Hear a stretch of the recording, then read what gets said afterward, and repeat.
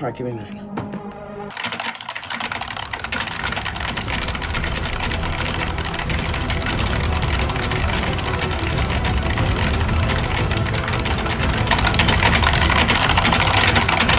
Open sesame.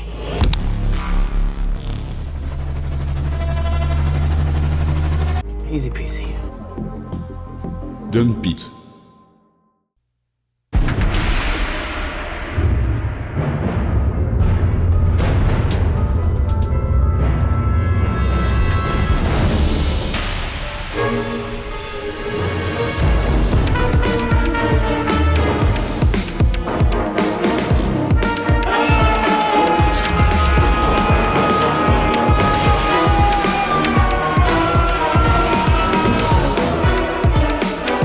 What's going on, guys? It's K-Dub here with another episode of CryptoZombie. Welcome back to the channel. Hope you're having an awesome day today. Bitcoin having a beautiful bounce back. The majority of the crypto markets in the green. Yesterday we were freaking out. People were saying, that's it. It's the reversal, and the bulls took charge, and Bitcoin had a beautiful bounce all the way from the low down here below 9,000 at $8,900, and we did get back up to about 9,600. Currently going slight ways sideways. So the big question is, was this a healthy bounce back from Bitcoin and cryptocurrencies, or was this correlated with the move from traditional stocks? There was a big announcement from the Fed. We do need to discuss that today, but I also want to talk about the possibility of Bitcoin going to $12,000 relatively soon. There is something in the whale movements, actually in whale accumulation right now, and we haven't seen this happen since back in 2017, just before the Bitcoin all-time high. Is history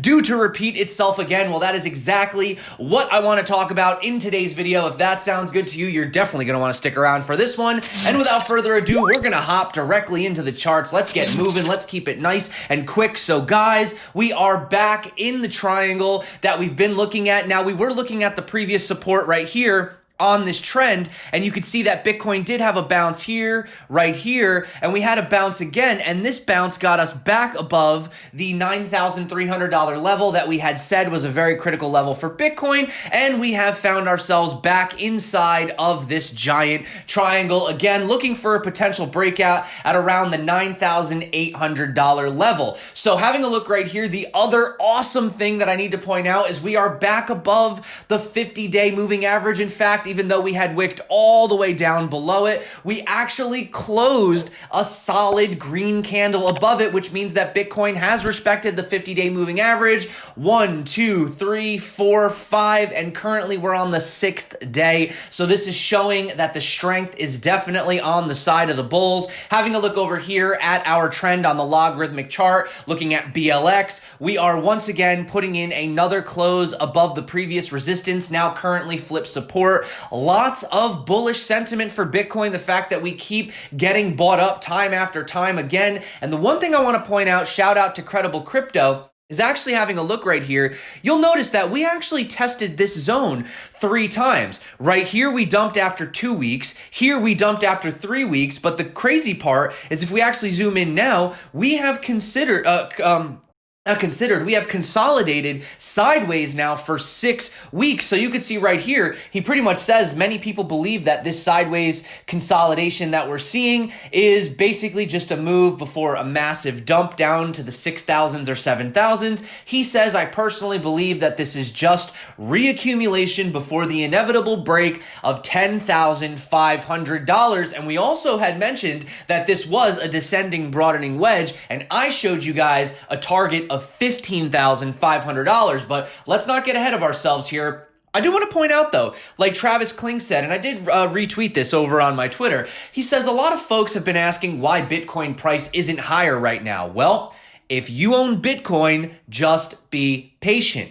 Bitcoin has historically transferred wealth from impatient hands to the patient. Just be patient. Central banks are doing all the legwork for you as we speak. And we will get into that in just a second. We know that the money printer has been going burr. We do have a big announcement from the Fed I'm going to get into a bit later. But like Crypto Michael was saying, we had seen Bitcoin have these sort of double bottom fake outs. You know, we had one down here at around the $6,400 level. We had another one down here again at around the $8,500. And currently looks like this is playing out once again. And he says the price is back in range and back on schedule to break the $10,500 level, moving towards a $12,000 Bitcoin. So are you ready? Now, guys, obviously we still have massive resistance overhead. We are not out of the woods just yet. Obviously, if I switch this out of the log, you can see that we've been held down. We need to break above that $9,800 level, then the $10,005, and then we could potentially be on track for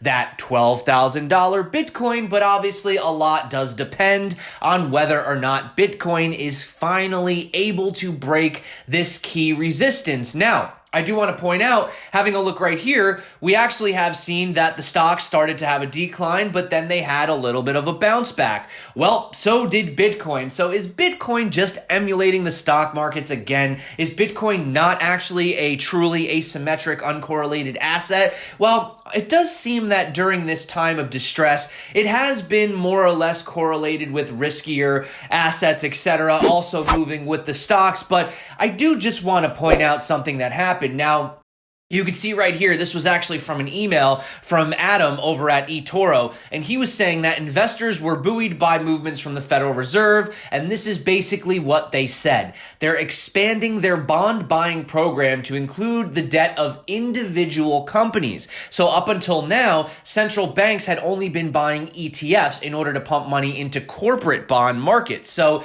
this could explain why we did see this sort of quick reversal yesterday. Now, today we are in the slight green in traditional stocks, down a little bit on the NASDAQ. But basically, you can see the new program is going to allow the Fed to buy up to $750 billion in corporate debt. So under the program, which is supposed to start today, apparently, the Fed will be buying individual asset-grade bonds on the secondary market that have maturities of 5 years or less. The central bank also has a primary credit facility that will focus on buying investment-grade bonds directly from firms, which is not yet operational, okay? So you could see Ryan Detrick, a senior marketing strategist for LP Financial, he is saying basically this is yet another sign that the Fed is going to do everything under their power to help liquidity. Worries over a second wave? No worries, the Fed is here. Now, is this truly going to solve the world problems? Well, no, probably not. However, unfortunately, we have seen that by printing endless amounts of fiat, we have seen them been able to prop up the markets in a time where you would arguably say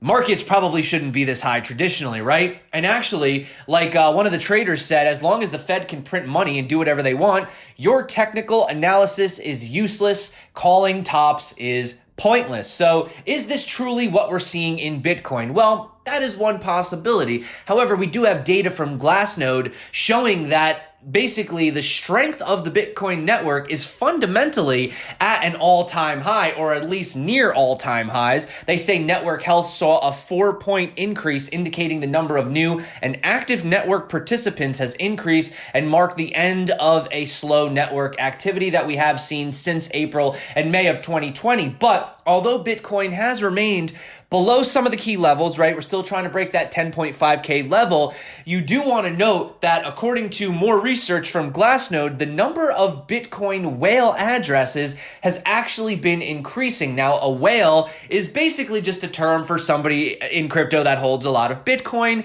We've kind of just decided on the arbitrary number of 1,000 Bitcoin. So if you hold 1,000 Bitcoin, well, congratulations, you are a Bitcoin whale. I, my friends, am certainly not a Bitcoin whale. Maybe some of you are out there. If you hold 1,000 Bitcoin, man, that's crazy. Not sure why you're watching the CryptoZombie. You're probably doing quite well for yourself, but anyway, the number of addresses holding 1,000 Bitcoin has grown, and at this point, we're actually up to 1,882 Bitcoin whale addresses. Now, why is this so important? Well, the last time we saw this type of this amount, this magnitude of whale addresses, it was just before Bitcoin surged to $20,000. What's even more interesting, you can see from the chart right here, is basically the fact that a lot of these whale addresses, we did see them back in March of 2016 when Bitcoin was also trading at around $420. So notably, the Bitcoin price was 20 times higher, or is 20 times higher now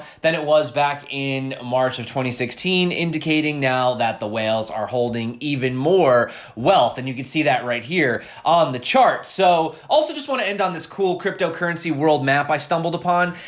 This is over at Blockchain Center. And basically it shows you the search interest by countries. And what's crazy is it's only an 80% search for Bitcoin in the US. But if we go down here to places like Brazil, you have 92%, 87% in Argentina, Nigeria, 89%, South Africa, 89%. Okay. And you can also go through here and look for like Ethereum, XRP, Bitcoin Cash, Litecoin, etc. You can see Monero is pretty popular over here in Russia. Interesting. Maybe it's because everyone's afraid that Putin is going to end up, banning cryptos again. So yeah, check this out. That's pretty cool. But basically, guys, at the end of the day, Bitcoin had a phenomenal recovery. Was it based on the announcement from the feds and stocks? Let me know about that below. That could be a possibility. But like I said, guys, I wanted to keep today's video super short. Hopefully you got lots of value out of this. Definitely get subscribed if you haven't. We do videos every single day on Bitcoin and cryptocurrencies, and we do give away Ledger Nano S's